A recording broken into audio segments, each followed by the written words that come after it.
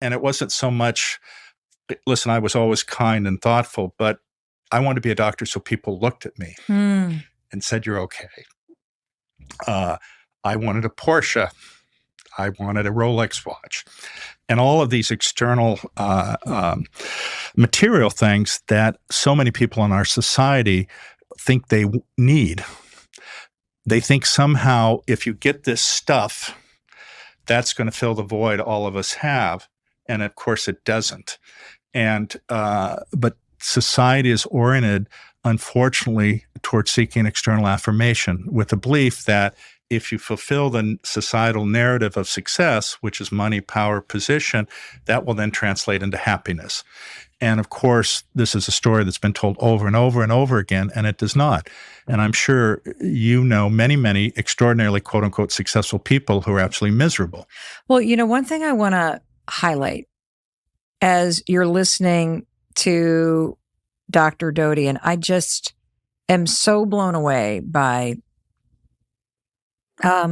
your gift of explaining things and how connected you are to why this is important to you. And it's important to, I think, everybody to understand what you're trying to teach us, is that I think a lot of us know that chasing the external stuff is what society has been prioritizing, but you're going a layer deeper, which is it's not just about the belief that you think those things will make you happy. It's that your lived experience when you feel invisible is that people that have those things are seen. And that is an explanation that cuts at a way deeper psychological driver than happiness. And that experience of feeling like you don't matter, you're not seen, you are not treated with a level of dignity and care that every human being deserves.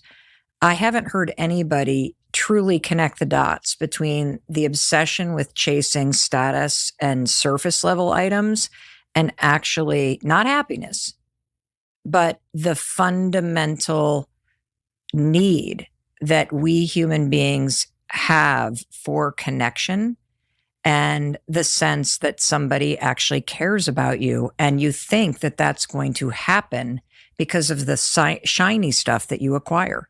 And you're here to say that actually it doesn't.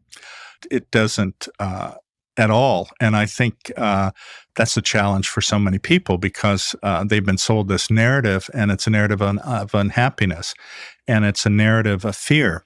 And I was saying earlier, when you chase things like that, that's because of your own insecurity. And as a result, that activates your sympathetic nervous system, which of course is the flight, fight, or freeze response. And when that happens, actually that has a very negative effect on how your brain functions, but also your peripheral physiology, and can lead to a lot of very significant diseases and decrease your life expectancy. Versus if you shift that narrative, if you will, to the love mode. And